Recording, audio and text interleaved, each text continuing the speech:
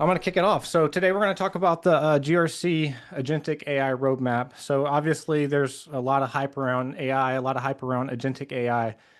So we want to talk about some of that, give you guys some principles and some concepts, and then probably most importantly, put it into the GRC context. How could you use this in your world? So that's what we'll be covering today. In terms of just quick intro, if you're not familiar with myself or if you're not familiar with Risk 360, we are rapidly becoming AI experts. I think we're a little ahead of the curve on this topic, especially in the world of GRC and how we're applying some of these tools and techniques in a GRC context. As a firm, we've done over 2,000 projects, all the way from Fortune 10 type companies to some of the top technology companies. We do have our own GRC platform that's leveraging agentic AI. The reason I think that matters to you all is because not only are we're actually building the tools. This isn't just theory. So a lot of the stuff that I'll be talking about is stuff we're seeing as we're building our own tool set, as well as we're helping clients build their tool set. So we'll have an interesting perspective. The other part of this is that we helped implement the first batch of ISO 42000 certifications globally. So we have firsthand experience helping companies and helping ourselves build AI risk management programs. So when we get to the governance sections and some of the security concerns, that'll become very relevant for us. So we're building the tools, we're helping companies implement the tools, we're also helping build governance programs.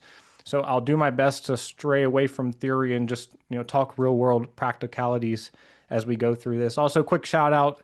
I'm the messenger here, but we have a whole team behind this presentation that helped build out the demos, has helped build this content. So very thankful to those folks and all those subject matter experts. If you're not familiar with Risk 360, bottom line is we have advisory services. So we do agentic AI consulting. We also do a variety of audits, implementations, GRT transformation projects in the compliance world. Like I mentioned, we have Full Circle, our GRC platform that also is powered by agentic AI that our customers are using to manage their compliance programs. And then we have this deep security practice, Armada, that does things like pen testing, attack surface management, and continuous testing. So if you're not familiar with us, that's who we are. So enough about us. Let's dive into the content here. So just to orient you all, there's a lot to talk about when it comes to agentic AI. So rather than trying to pack all of that into an hour here, we have broken this into a 4-part series. So this is part 1 of the series where we're going to conceptually talk about a thinking model and some examples of how you could go about implementing agentic AI into your GRC program. In part 2, we're in a couple weeks, we're going to talk about more real world examples. So we'll have some real case studies to show you to try to apply some of these concepts. Then in part 3, we're going to dive a little deeper and we're going to have some fun building some agents together. So if you're eager to see how that works, we'll be talking about the nuts and bolts of that, some of the pitfalls and the challenges and things to think through as we do that. And then in part 4, of course, we can't ignore security and governance because that's an essential part of any AI program and an agentic AI program. So hopefully you guys are excited about this whole series and we're excited to jump in on part 1 today. The agenda for today is I'm really going to set this up with some business context. I want to talk about some of the trends we're seeing and why you guys should care about agentic AI, why you should take this seriously, the impact that it's going to have on GRC programs and your job in the future. So we'll talk a lot about that. Then I'll talk about the roadmap itself. So, how do we get to this grand future that we all want to be in where we can adopt agentic AI successfully? And then we'll talk about a real world example. We'll take some of those principles and apply them to a real case study and how this looks in the real world so you guys can put it all together. And then we'll have kind of a grand finale at the end where a team member of mine, Sawyer, who's also on the video today, will show you a real world demo of agentic AI in action so we can get away from some of the theory and you can see it working in the real world. So that's what we will be covering today. Let's hop into the business context. So the first thing I think I want to acknowledge is we are in a hype cycle. You all know this. We're seeing AI in all of the headlines. There have been promises made, and I don't think in my whole career I've seen anything with more higher expectations than the AI revolution that we're in now. As a security and GRC professional, I think I have a certain amount of skepticism to anything that comes out. I'm not someone who is apt to adopt hype. I do think this is legit, and I think we're kind of maybe a little past the peak of hype, and now we're headed towards that trough of disillusionment. But I think there's some real things that we need to pay attention to. And I want to promise you that I'm not going to sell you a bunch of hype here. I'm going to talk about the practicalities of this and how I think it's going to manifest itself in the real world and how it's going to impact all of our careers in the very near future. And that kind of brings me to the trends. So as I was thinking about this presentation, I mean, one of the key questions that I have had and have had with my team is, how seriously should we take AI, generally speaking? Is it one of those things that we should just hold off on, see where it goes? Is it overhyped? What are we looking at out there? And as I've looked at the trends myself, I think there's three things that I've seen that have really caused me to take this very seriously and really allocate a bunch of resources towards it on our own team and be an advocate for it on GRC teams. And the first thing is GRC remains a business imperative. I think that's good news for all of us. If you just kind of look at what's happening in the environment, cybercrime continues to be an essential thing. Like, I think the global economic impact is projected to be past 10 trillion. That number goes up every year. Just to put that huge number in perspective, if that was an economy, it would be the third largest economy after the US and China. So cybercrime is huge. It continues to grow. It continues to be a very relevant problem. So what that means to me is things like cybersecurity regulation, privacy regulation, AI risk management, business to business compliance, is going to continue to be relevant to us. The world will continue to need GRC professionals to help manage that inside their businesses. And as you all know, your businesses have to be able to prove that they're compliant and secure to their customers. So we continue to see, the rise of SOC 2 reports, ISO 27001, various regulations across the US and globally. So all the things that have been true and why we all have jobs in the GRC space will continue to be true. This is absolutely a business imperative. It's a growing business imperative, not a shrinking one. So that's important context to me. We're very relevant. But the other thing that's happening at the same time, the second trend, is if you look at the way we're allocating resources, it is different than it has been in the past. So if you go back, certainly the last decade, maybe even longer, there was basically a cybersecurity jobs shortage. There was huge marketplace demand for GRC professionals and for cybersecurity professionals. The way we were solving that need was rapidly training and hiring. Universities were spinning up degree programs. So it has really been an explosion over the last decade or so in the need for our profession and for security professionals. I think that's still somewhat true, but it is changing a little bit. So if you look at the budgets over the last couple of years, for example, this year, security budgets have been flat or at about inflation. So security budgets are at about 4% up in the security and GRC space, which is at about inflationary, at about the pace of inflation.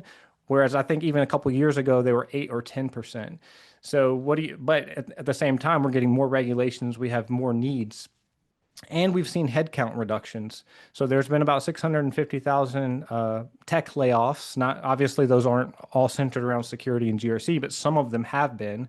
So we've seen this change in the marketplace where there's flat budgets, a lot of headcount freezes. There has been layoffs. So all of us have been asked to do more with less. And at the same time, we've seen IT spend actually go up. But if you look inside the IT spend, it is largely on artificial intelligence, and the core objective of the increase in IT spend has been on seeking efficiency. So here we are in this state where we're being asked to do with less. Budgets are flat, but it's still a business imperative, and that's kind of conflicting with this rise in cybercrime and rise in risk management. And then also we've seen this. I don't know if you guys have seen the U.S. AI Action Plan, where the United States is basically committed to a major investment in public and private investment in artificial intelligence. I think in 2025, there has been $320 billion of investment in AI. So we're just seeing this explosion of investment into AI tools and technology, but also this need from the GRC perspective to govern it and manage it and secure it. So that's kind of the second trend that's a little bit in conflict with the first one. And then if you look at this kind of third phenomena that's happening, why you all should care and why this is so relevant to us is Inside those budgets, there's a huge demand for efficiency. So 92% of technology leaders right now, one of their core business objectives is to seek cost savings and to seek efficiency. So if you're feeling that internally, like there's budget constraints, you can't get the headcount that you need, maybe you need tooling, but that's not being approved, that makes sense. You're kind of being asked to do more with less. So if you're feeling that, that is what the numbers are saying. We're seeing reports from MIT and McKinsey and many others that are proving that out. So while you're being asked to do more with less, if you look at you yourself, I mean, think of all the things a GRC professional has to do. They have to manage, there's 1,000+ frameworks and regulations out there. I bet your company has 1 to 10 that you need to be somewhat of an expert in. You also have to have technical acumen. Maybe you need to understand networking. You need to understand AWS. You need to have technical acumen around the framework itself. So you have become, I would say, competency constrained. Like you have to know too much, or and you're not able to hire the team members who are those experts. You also have to navigate across departments. Like organizational change is huge for GRC professionals because what we have is we have a lot of influence, but we don't have much authority. So that means that we have to be very cross-functional. You probably have to work with engineering teams, leadership, so on and so forth. And you have to have high business acumen. So if you look at the function, look at all the things that GRC professionals need to be competent at. And I think all these trends kind of bottom line to me that the only way that we can meet the business's key objectives of efficiency, helping them manage risk, helping them continue to have customer trust, doing it lean and mean with a small team, is that technology and artificial intelligence has to be a core competency of GRC teams. We can't continue to do this manually. This is just writing on the wall. This is where the market is headed. So we're going to see this rapid evolution of the GRC function, which is why I think agentic AI is very relevant to this group today. Because today is what we have is our programs aren't very resilient. They're often personnel dependent. Many of you probably have an Excel spreadsheet. If you went away, a lot of the knowledge and expertise about your whole compliance program would walk out the door. Many programs aren't very systematic. They're usually built in Excel. And if you do have a GRC platform, they're often under adopted or not adopted at all. Your resource constraint, like your team's probably smaller, you probably need additional resources, or at least you have these really busy seasons where you have a ton of work for audit season, let's say, and you need help getting that done. And you're likely expertise constrained. And the fact that there's 1,000 frameworks out there, maybe you're already managing 2, 3, 4, 5, 6, and then another one gets added, and you're like, how do I even manage this? How do I become an expert in that if you're asking me to do it without resources? So that's kind of the current state, and that's just the world that we live in. But where we all need to get to is this future state of lean, efficient teams. You're going to be in a GRC platform, making it systematic. Things are going to be automated. They're going to be well engineered, and you have to be AI capable. And AI is going to empower you with more expertise. Agentic AI is going to do things for you. And that's going to empower you to focus mostly on strategy and driving organizational change and meeting those key business objectives. So if that is true, if these trends are pushing us in this direction, which I think it is, what does the modern GRC function need to look like? It looks like this future state. How do you get there? So we've developed this Agentic AI Maturity Model, and we've seen this over and over again. We're trying to put words to this. So here's a thinking model for you. What we want to do is, I think most programs are what we're calling level one. It's kind of an ad hoc place where you are in Excel and you're in Word documents, you're doing things manually. More programs than not, or in some way, level one. And we think you need to move up the maturity model. Level 2 being data capable, meaning that you have structured data inside a GRC platform like Full Circle. Then you're going to move up to level 2, where you're AI capable. So you're probably using a chatbot of some kind to supplement your expertise, to ask insightful questions, to dissect regulations. But where you want to be is all the way into level 4, where you can leverage agentic AI to actually do work on your team's behalf and become a force multiplier. So if all of that is true and we want to go take this maturity journey together to meet our business objectives, that is kind of where we got to this roadmap to maturity. And that's what I want to talk about the rest of the day. How do you meet your business's key objectives? How do you manage where the market is headed in a structured way? So we put together this roadmap. And I think on the onset, I want to acknowledge a couple of things that makes it challenging to implement a structured roadmap. Right now, what we're seeing is something I think McKinsey, I think, coined this term. It's the Gen AI paradox. And what we're seeing is that about 90 to 95% of all AI projects, all the pilots are being abandoned. They're failing.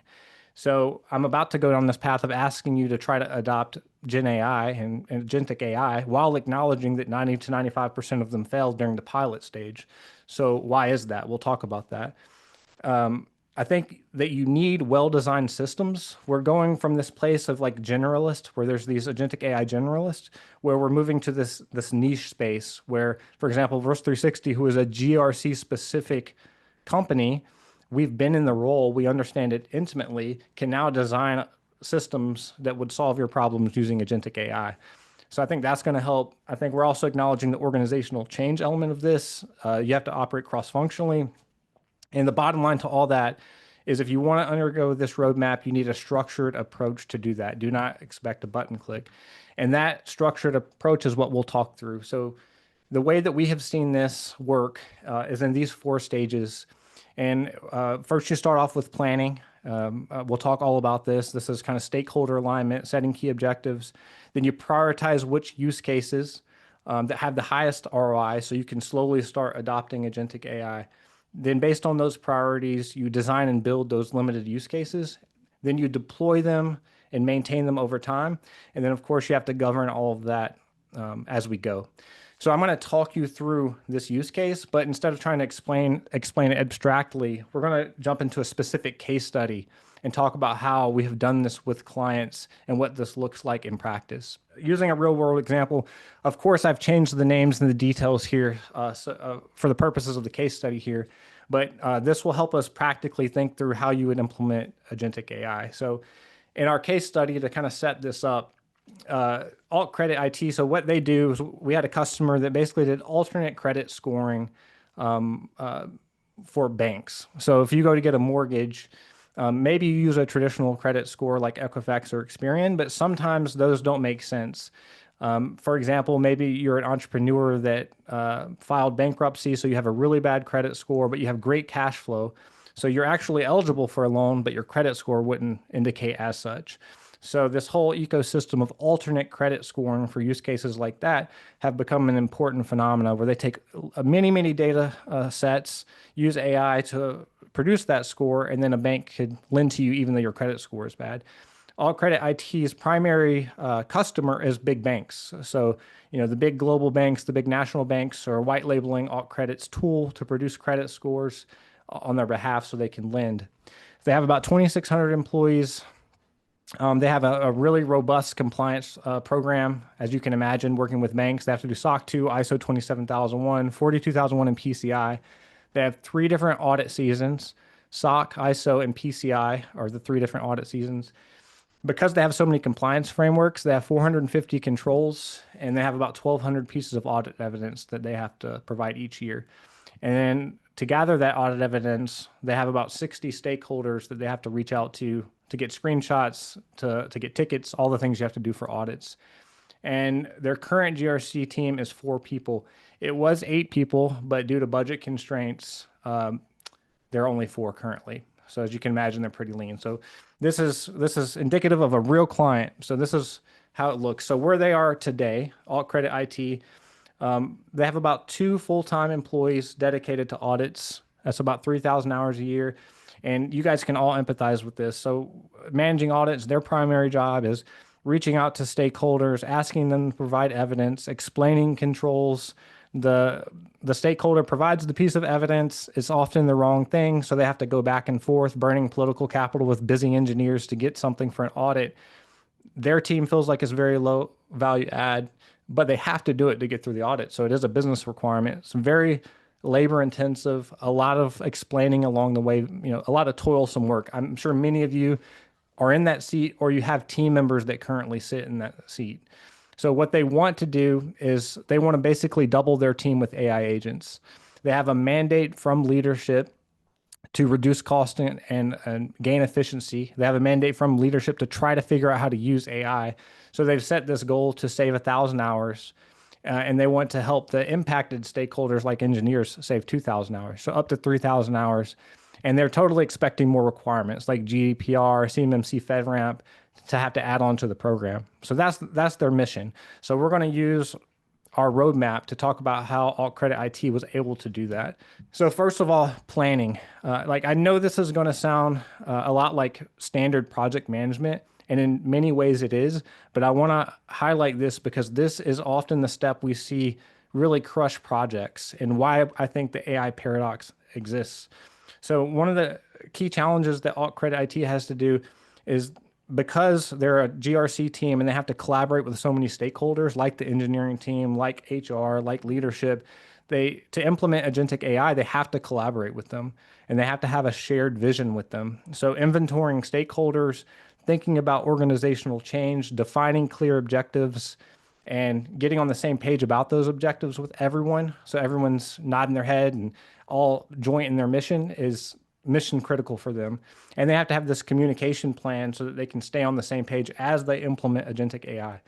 So again, this sounds like project management 101, but it is absolutely essential. My observation is every project that we've done this well with goes so much better. So what we've created is kind of this project charter in the beginning. So let me give you a quick example. So when we walked into this organization, one of the things that happens when we work with GRC teams is maybe we're working with one or two heads of GRC, and they're very clear on what they want to accomplish. They're very clear on the problem, the efficiency goals that they have, where things are stuck. And so we get really, really excited. But then what I always recommend is the shared objective working session where you need to pull in your stakeholders. Maybe that's the CISO, maybe that's the head of engineering, maybe that's a couple other parties. And every time we've ever done this, what we have found is that while the GRC team was very clear about the objectives, when you pull in those other stakeholders about what you want to accomplish, people are not on the same page about the current state or the desired future state. Not everyone's willing to give you resources. There's a lot of stuff that happens. So there's some power in formally documenting official objectives and everybody nodding their head, getting excited about that, and being on the same page. So absolutely a critical part of a project, especially when you're introducing a new technology like agentic AI. There's also a lot of power in inventorying your stakeholders. Know who all is going to be impacted on this, because as you all know, part of the game is going to be internally socializing ideas, goals, resource needs to those individuals so that you can kind of lubricate the whole change management process. So absolutely imperative. And then lastly, with Alt Credit IT, it's all about the communication plan. So we always do official kickoff meetings, things like weekly status reporting, monthly review meetings, these rapid feedback sessions to make sure the agents are working well, all mission critical. So if you do that right, what you end up with is just the ability to be clear on objectives. When you have clarity, you can charge forward, ability to manage organizational change, and ultimately all the stakeholders are in the loop and no one's going to sabotage your project. I know this is not specific to agentic AI, but I want to hammer it home because this is so important to a successful journey when you're thinking about implementing a project for GRC. So now we're going to get a little more technical. We're going to get a little bit more specific to AI and agentic AI. So the next step here is prioritizing what you're actually going to do. So my observation when it comes to AI and especially agentic AI is one of the biggest pitfalls is that there is an abundance of ideas, but there are very few, I guess, actions being taken. Because if I were to ask any of you, how would you use AI to improve the GRC function? Every one of you would probably envision some of the same things, but many different things. Some of you might picture using ChatGPT to make your copywriting more efficient. Other people might envision an agent reviewing evidence on your behalf and everything in between. But where do you start? Because that's important. Some of these things have a huge ROI, some of them don't. Some of them are easy to implement, some of them are hard. Some of them are within your control. Some of them you would have to collaborate with others to do. So it is important you have a process to decide where do you focus, and you have a structured way to make that decision. And then you have to know how do you manage your own risk, because you don't want to burn a bunch of political capital with other teams if you haven't gotten their buy-in to give you resources. And you definitely want to avoid this whole AI paradox where your pilot fails, you invest a bunch in AI and it doesn't go well. So the process that we have seen work very well, there's a couple things that we bring to the table. So one of the things that we did on the back end is we created this whole GRC domain model. So if you take governance, risk, and compliance, there's about 20 or so subdomains within those jobs that all of you do, functions that your team does. And then for each of those, there's about 113 specific use cases for agentic AI. So we went through the process to really map that out, so that hopefully we can bring that to the table to companies and say, hey, look, you don't need to think about it. Here are the 113 options that map directly back to tasks and responsibilities that you have. And that's great, but you have to take the next step and have a prioritization methodology to figure out how you're going to bite that stuff off. So what we come up with a very simple solution. It changes from client to client, but some of the factors that we consider is taking into consideration if you have an area that's really low on the maturity scale for you. Maybe you want to raise that up a little bit. We think it's really important that you consider how much time you're spending on it today. If you're spending, 8 hours a week, that's 400 hours a year. If you're spending thousands of hours a year doing stuff, if it's very toilsome, that is something mission critical that you need to take into consideration. Then you also need to kind of calibrate how much would agentic AI actually save you. Because if there's a huge ROI potential, obviously you want to make that critical. And then the other kind of intangible is considering what is within your control to implement versus what do you need other stakeholders to implement. And early on in the agentic AI process, often what I recommend is look for those highest areas of impact that are also within your control. That way you can maybe prove that out and bring it to the rest of the business when you need their resources. But the bottom line is if you do this prioritization process really well, what it helps you do is clarify where you're going to focus your time, communicate that to stakeholders. You're going to get a really high ROI on those particular projects because there's so many hours on the table. And then then there becomes a repeatable system for you to continue to prioritize use cases and roll that out to your team as you begin to modernize it. So a very simple approach, but a high impact on how you spend your time and which business cases that you consider. So once you've done that, we typically recommend, like in the pilot phase, kind of that of adopting agentic AI, maybe you're looking for 3 to 5 business cases. So once you kind of have those set, what you need to do is begin designing and building them. So sometimes those exist directly in a GRC platform. So many of the things you could just adopt something like Full Circle, and there's stuff already in there where you could immediately use and benefit from it. Other times you might have to build something that's outside the platform because there's other systems that you're using. Either way, it doesn't matter. This still rings true. So what does designing and building look like? All right, this is a lot of stuff. So for a deep dive, what I'm going to point you to, I'm going to talk about it here in a second, but we will do a complete deep dive on designing and building in part 3 of this roadmap, where we're going to go into detail about what it takes to design and build an agent. So if you want to register for that, just register for this series or look out for part 3 and we'll do a whole deep dive. But at the highest level, I think there's a couple essentials and a couple of challenges that you need to do to build effectively design and build an agent. It's not a click the button thing most of the time. So first of all, what you need to do is based on your prioritized systems, you need to understand what your current process looks like. Every business is going to have some nuances, even with how you're collecting evidence or how you're doing risk assessments, how you're assessing vendors, whatever that key process is, you're going to need to understand it and document it. And more than understanding the process, you need to have a key objective. What is the outcome of that process? Because the reason that matters is because at the end of the day, you might reinvent the process with agentic AI, but you need to at least know what the key objective is, the end state that you need to get to. And then you need to have a way to make sure that thing works. It needs to be designed effectively and accurately and have consistent results. And that's going to require some rapid feedback loops. So at a very high level, these are some of the challenges when you're designing and building it. You just need to keep top of mind. So the process that we have historically followed, and I think one of the best things about agentic AI, but one of the downsides is you can kind of build anything. And when you have infinite options, it kind of can result in analysis paralysis. So one of the ways you can avoid that is by prioritizing your key processes and then doing really good process narratives. So for alt credit IT, the number one highest impact process that we identified, and this is the thing we'll demo here in a little bit, that Sawyer will demo, is they have this process where they have all these different frameworks. And what the GRC professional has to do is reach out to all those evidence owners. The evidence owners provide the evidence. Then the GRC professional reviews the evidence for quality. And she either accepts that evidence or she reaches back out to the control owner and asks for additional detail, and they provide it again. Then she packages it all up and gives it to the auditor. And when you have like 1,200 pieces of audit evidence, that it takes all of your time. It's excruciating type of work. So there were some nuances to her process at All Credit IT because of the systems she was using. For example, are you using email to talk to your stakeholders? Are you using Slack or Teams? What system are you using to actually gather the evidence? Are you in a GRC platform? Are they emailing evidence over to you? Are they uploading it to a SharePoint site? So all that type of stuff. So we really had to understand what the current process was and what the key objective was. And ultimately, the key objective, obviously, is to make sure everything's ready to pass the external audit.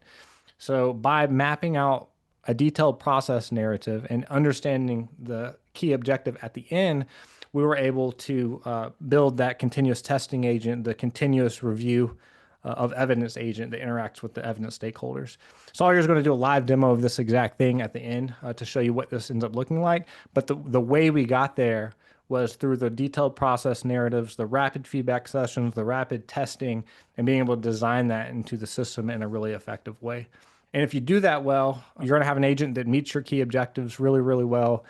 There's some nuances that I'm going to talk about all in part 3, like, which model do you choose? Do you use OpenAI? Do you use Gemini? Do you use something from Anthropic? And in which submodel within that, but based on your objective. In this example, it's reviewing documents, so it needs a certain amount of reasoning. There's also all of these security and compliance considerations related to those documents that need to be considered that we'll talk about in a second with governance. And then we need to train it because, of course, if I'm a GRC professional, I'm thinking, how do I trust the agent? What if they get things wrong? What if they call a piece of evidence good, but it's not good? So maybe there's this training element so you can get really confident in it. There also might be a process, for example, in this case, where you want to get a human in the loop. Maybe you have a certain subset of really critical evidence that you want to double validate, which is usually 1% of the total evidence, but you want to get a human in the loop. Or maybe the agent alerts you that it's not confident, so it assigns a confidence level and comes back to you and lets you know. So those are things to consider as you design and build. And then once you've kind of got confidence in the build stage, what you want to do is deploy that. So deployment is when you're formally launching the agent, you're training the teams, and you want to get the KPIs on the quick wins. Some of the challenge I've seen during deployment is ultimately you have to get people ready for what's about to happen. From an organizational change perspective, I think one of the reasons that agentic AI projects are often fail is you do all this hard work building a proof of concept, then you deploy it to the world, and people resist adopting it. They just do not want to adopt it because they have a process that they're happy with, they're very comfortable with it, and thinking about doing it a different way with new technology that they have to learn is a really heavy lift. You can even look inside organizations, things like one of the huge issues is, for example, companies using Microsoft adopt Copilot, and then they look at the usage across the organization for a simple chatbot, and no one's using it. So why is no one using a tool that's available to them, even though it can make them much more efficient? And obviously, it's that organizational change element where you have to prepare people to be in a place where they can adopt that. And if they don't do that, they're just going to continue doing it the old way, and you're not going to get any of the efficiency that you'd like. And then once you deploy, you also have to have this way to maintain the agents. So how do you monitor them for continuous quality? How do you make sure that they're not eroding, that the results maintain accuracy? Maybe you have changes in your organization and they need to be kind of retrained over time. So I've heard that be called AI red teaming. I think that's a good word for it. That's kind of what we're calling it internally. So you have to think about those things. I'll tell you what we have done that has worked, things for you to consider. And what all IT credit consider here is number one is like on the front end of it, and we do this a lot with projects, is whatever stakeholders that are going to be impacted by that agent, do an orientation session with them in advance of it being rolled out. And during that orientation session, some of the things that I think is really important to cover is the context, like why did you guys decide to even build this? Talk them through the prioritization, the expected benefits, maybe even some of these trends we talked about, like, hey, this is mandatory for us to modernize and meet our business objectives. And then you kind of explain to them what the agent does, what to expect out of it, show screenshots. So just that education session, it doesn't have to be anything crazy. Maybe it's just an hour with the group of impacted stakeholders. And it presents this opportunity for them to ask questions, for them to feel heard, for you to explain why something is important. And if you do that really well, what I've seen is adoption rates go way up because when people understand the why behind something, they're much less resistant to that change. And then the second thing that we have seen work really well are these spot training sessions as you roll it out. So it is very tempting just to roll something out and basically tell no one and just kind of wonder why they're not adopting it. Why aren't people using these tools? And I think an hour-long training session accompanied by what we call at Risk 360 is kind of a three-step training process that we recommend. It's you do it for someone once, so they're riding shotgun, they're watching you do it. Then you do it with them, meaning they're pressing the buttons and you're watching them and you're providing feedback. And then once they feel really comfortable, that could take many times, then they're off to the races. They're doing it on their own. So it's official, it's a mix of a formal training program as well as some just spot riding shotgun with someone giving them some feedback. So just consider that as your training. And then also in some instances, I do think that there's a great business case for building out a simple knowledge base for how you expect your end users to use AI. You can actually build knowledge bases with AI, which makes it very, very powerful so that your end users can self-serve and understand the expectations of using different tools. So those are some things to consider during deployment as you go through. If you do that, I mean, I think you really should see higher team adoption. You might even get to that next level of maturity that we call self-healing, where your team begins to train others and then it kind of just spreads because everyone sees the benefits. And it puts you in this environment of where you can continuously improve the agent itself. So last stage I want to talk about before we hop into the demo itself is this whole idea of governance. When I first put this together, I had governance as the fifth stage. And what I came to realize is that really you need to build governance in every stage. And I feel like I have to say that because we're talking to GRC professionals. Like we all know this. This is security by design. It's governance by design. We have to think about that from the start. And even though that you're going to be implementing agentic AI for your own team, you got to eat your own dog food. You got to practice what you preach and implement governance. So what does that look like? It looks like a lot of things. So this is another section where we have some training on some of the things I'm about to talk about. So for example, ISO 42001, we've done videos on that. We have a whole course on that. That's an AI risk management framework. So some of the principles you should adopt, I highly recommend checking out that course.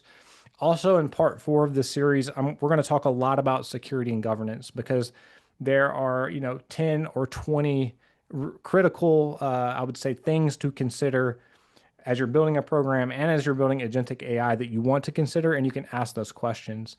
I will talk about some of those here, but just if you want that deep dive, these are places that we'll be talking about that later. As I'm thinking about security and governance, some of the challenges that all credit IT is facing, and I think all organization is facing, is one, is you have to build something from the beginning that is also sustainable and programmatic.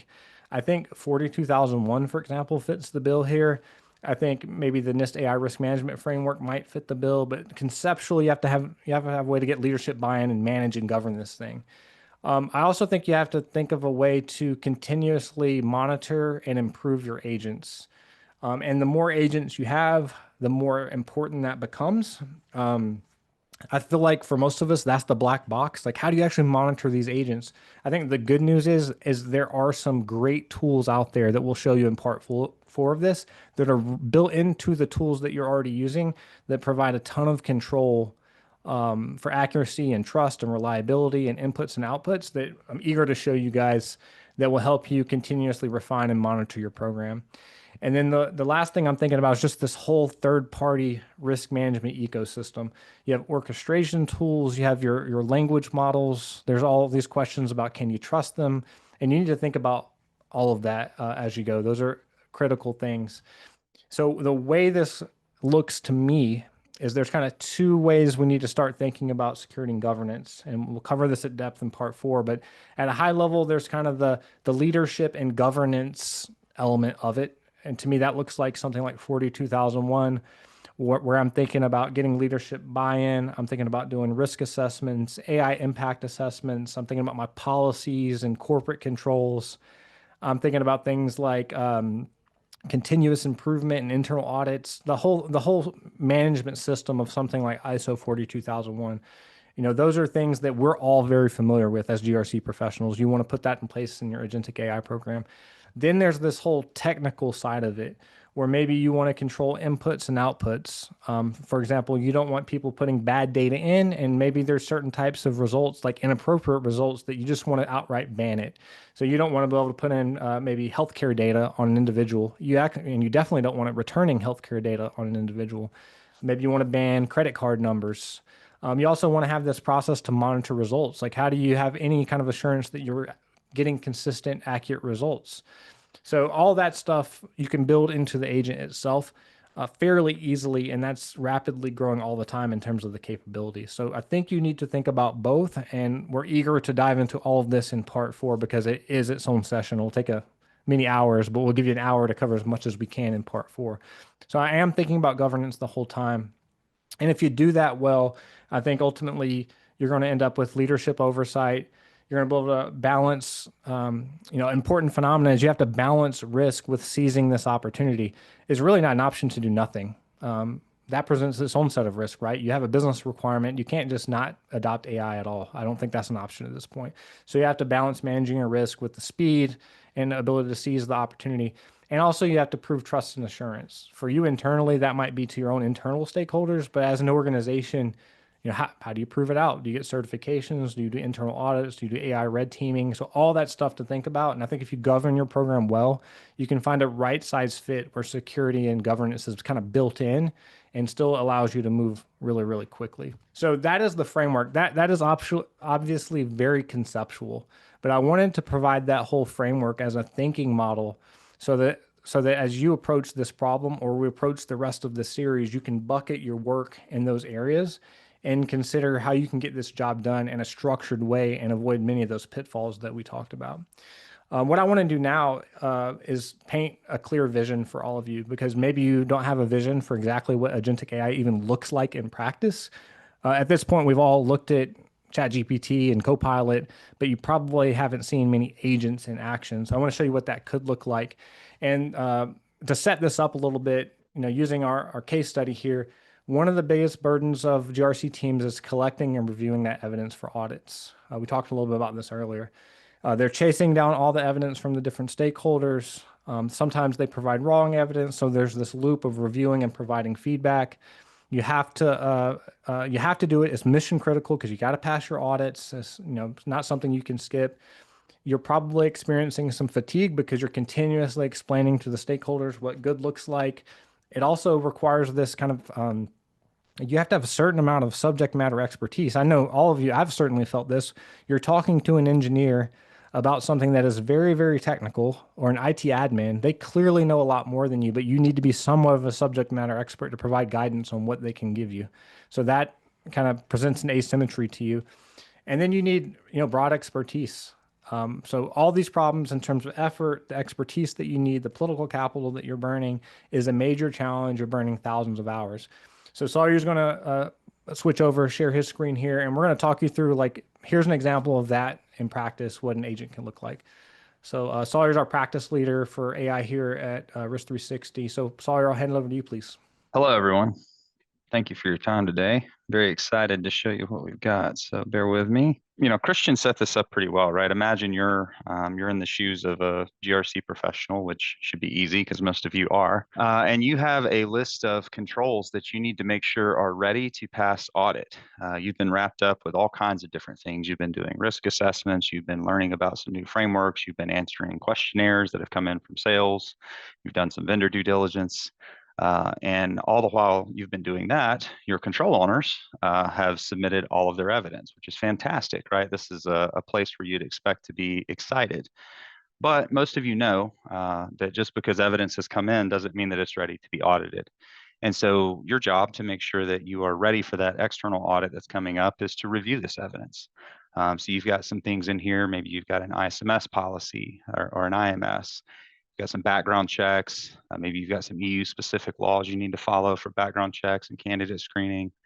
And then you've got this one. This is the one that I'm going to kind of talk through a little bit more. A lot of you know there a lot of frameworks require a control that demonstrates that logs are immutable or that they can't be edited. And making sure that that's the case is sometimes difficult to prove. So you put this evidence request out there.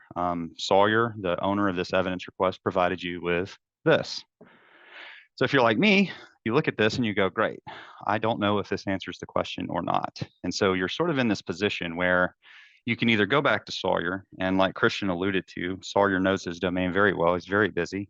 And you could go back to Sawyer and ask him a lot of questions that he already knows the answer to, but that you need to know the answer to so you can communicate effectively with the auditor. You could go do your own research and sort of risk being wrong because it's kind of hard to Google a screenshot and say, does this meet what I need?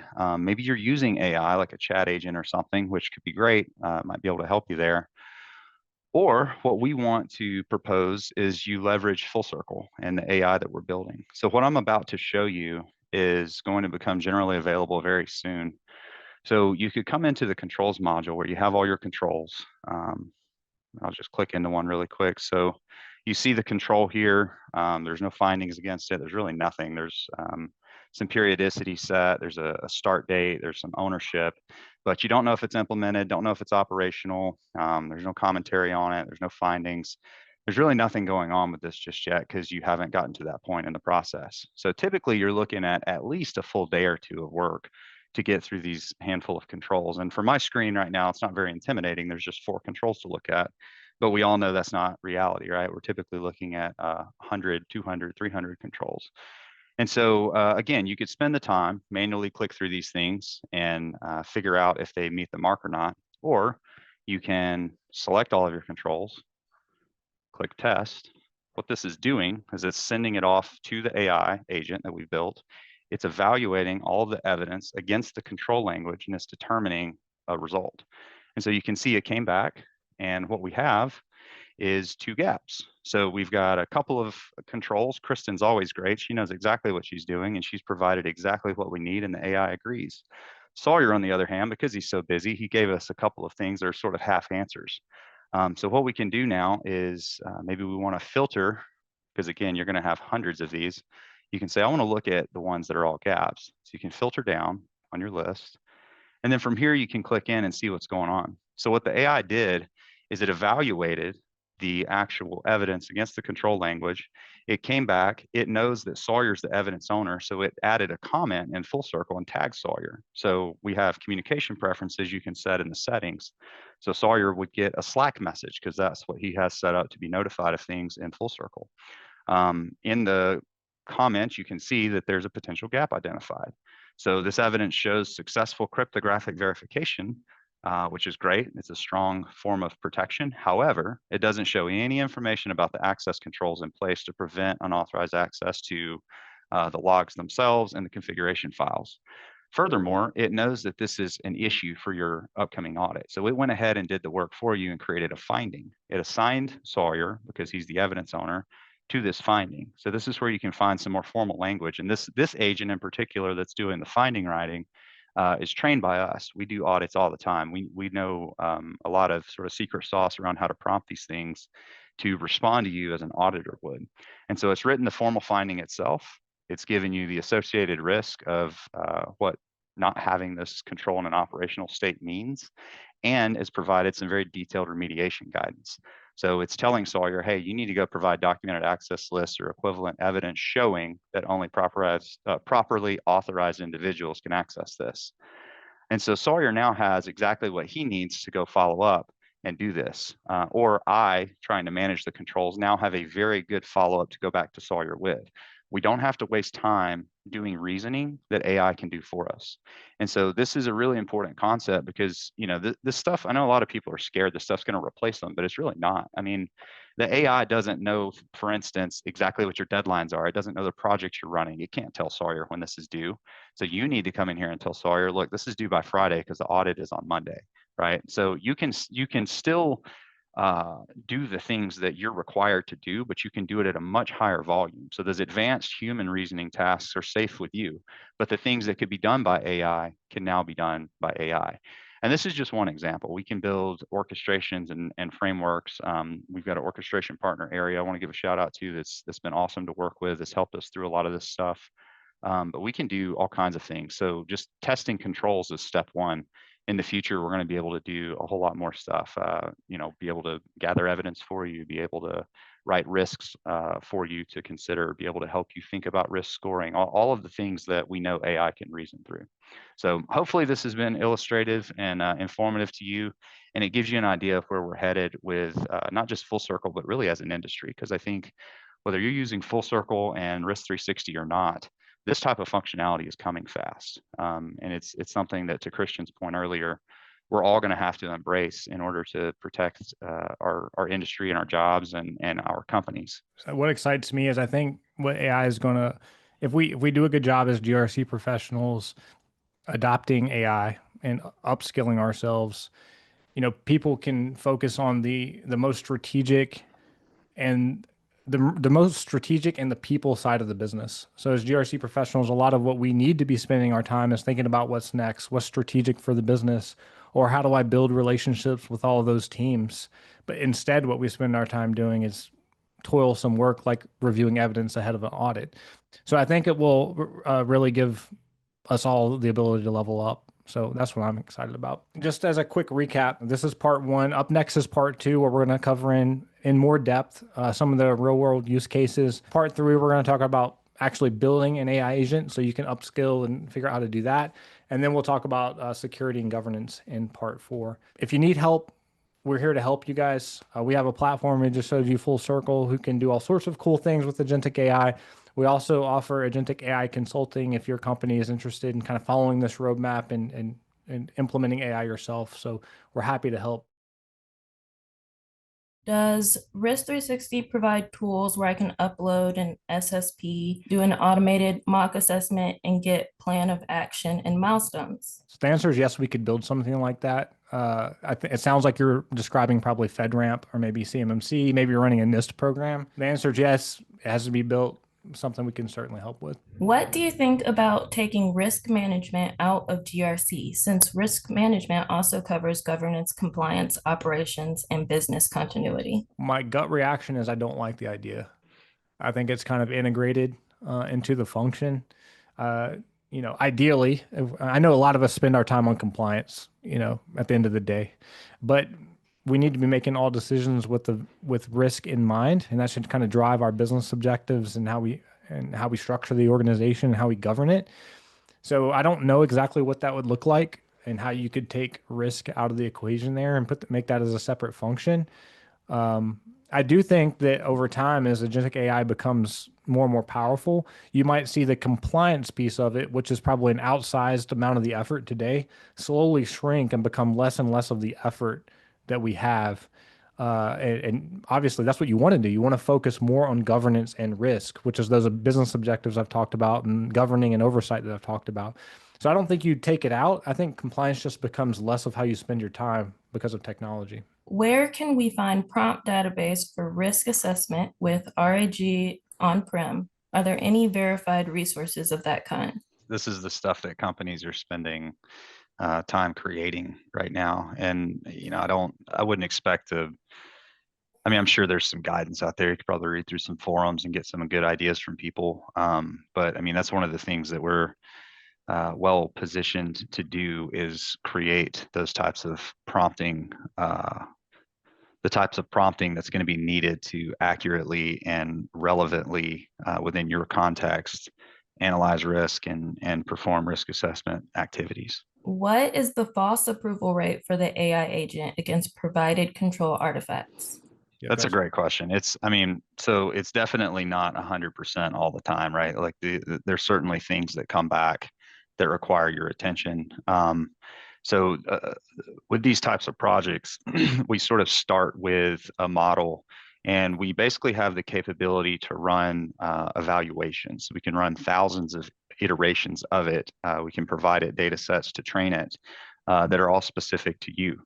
And so, at the end of the day, I think that that's why a lot of us should not be as worried as maybe I see some people being in the chat. AI is going to be great for some, I'll call it like entry level compliance work, right? But there's certain things that it's not going to understand the nuance behind, and that's why you as a GRC manager, you're not doing your entire job with this stuff. You're just getting yourself a few steps ahead. You're getting yourself a little bit down the road, and so over time, as we see more and more patterns, we'll get better at addressing those. But I don't have an exact rate to give you. It really varies. I mean, every company has a different tool stack, different types of evidence. Evidence comes in different formats. Sometimes it's text files, sometimes it's configuration files, sometimes it's screenshots. So it's really hard to give you a straight answer there, but it's certainly not 100% accurate.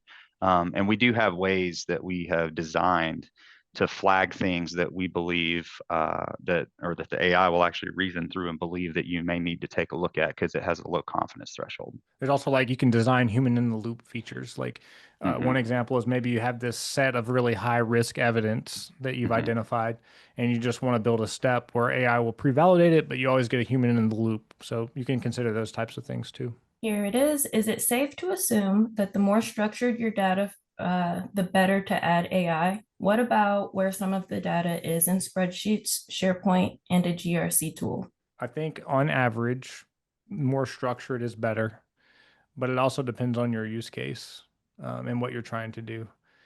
There's even some other solutions like, I hesitate to even say it, like MCP servers. We can take less structured stuff and make it structured for AI.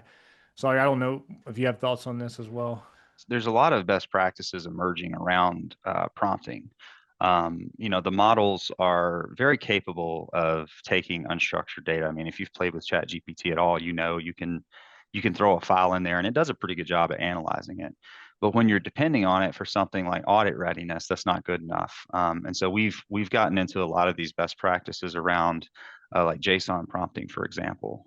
We've created steps that will take unstructured data, put it into an array that can be ingested, and then you get much, much more reliable outputs from that. So, I mean, I'm not going to stand here and say I know all the answers. I don't think anyone out there does at this point. This stuff is so new. But I do think that that's a great question. And I think that's part of the consulting that we're offering is to be able to come in and look at all these disparate places you might have data and help you understand how we're going to standardize, cleanse, sanitize that data in order to ingest it with whatever use case you're looking for. How do you solve data localization concerns from public LLMs? So we have, through our orchestration partner I mentioned earlier, we have the ability to implement guardrails. So we can basically we can protect the inputs and outputs pretty well. That doesn't answer your question directly, but what we're relying on is the commercial use agreements from these LLMs. So we're closely reviewing those and we're making sure that we're clear on what they are agreeing to with you as a user of the LLM. Now, in terms of localization, like if you have, data in Germany that you want to keep in Germany, for example, there are ways to deploy local LLMs that could do some of this stuff, sometimes most of it, depending on what it is.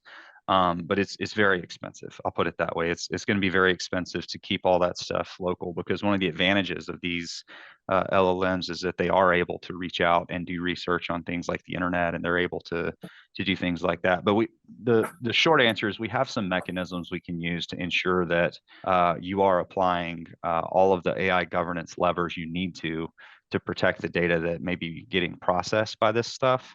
But data localization, if you're truly looking to keep it, within sovereign soil of some type, then you're going to have to deploy an on-prem instance of an LLM, which we could theoretically support, but it's probably not the priority at the moment.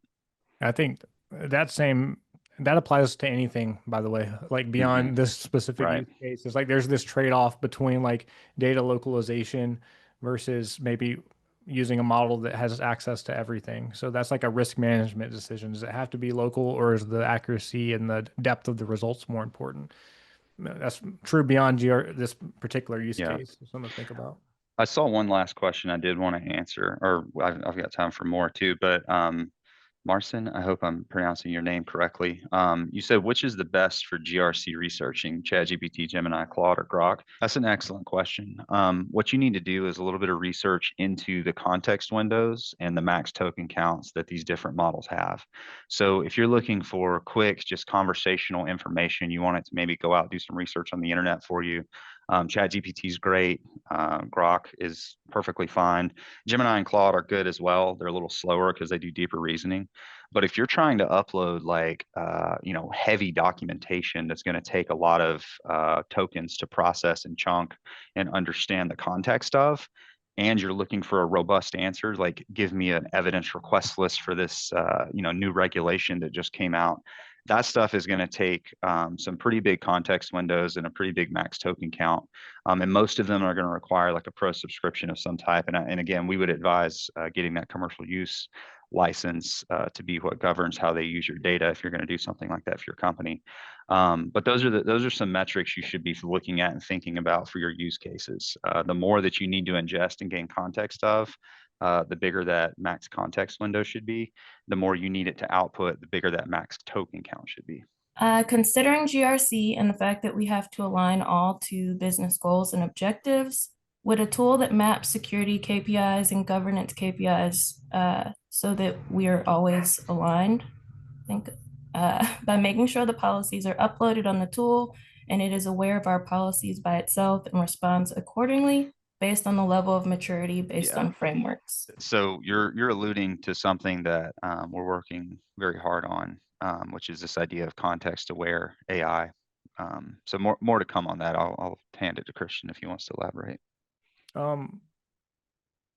mean, I think the path I was going to, that's great. That's a great idea, right? And I think that is a good use case, kind of a hypothetical.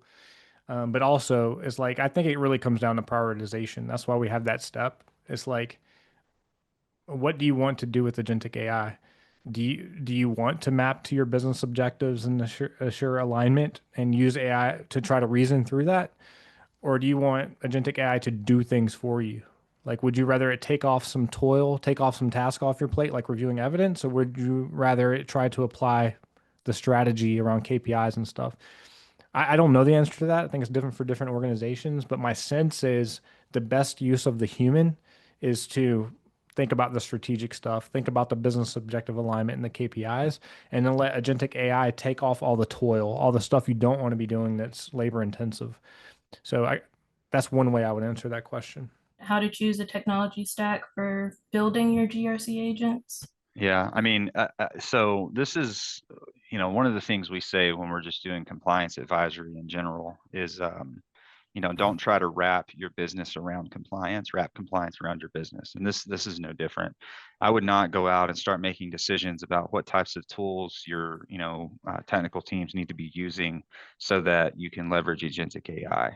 I think that the flexibility of agentic AI is there to be able to work with whatever you've got.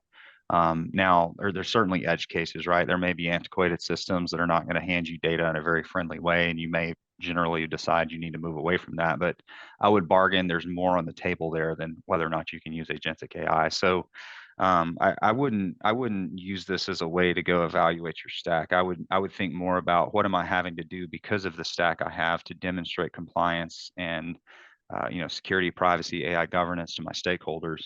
And then, what I tell people a lot is if you can draw it out on a piece of paper, if you can draw out a process with the steps involved of what you want this thing to do, chances are you can get pretty close to it, if not exactly on what you're looking for with an agent. So you'd be surprised what they're capable of. Thank you, all of you, for staying late. We're going to do deep dives and take these questions into considerations as we continue this series. So if we didn't get to answer your question, we're going to read all of them and try endeavor to answer them in our future series. So thank you, everybody. Thanks, Sawyer. Thanks, Kim and Andy, for supporting, and we'll see you guys later.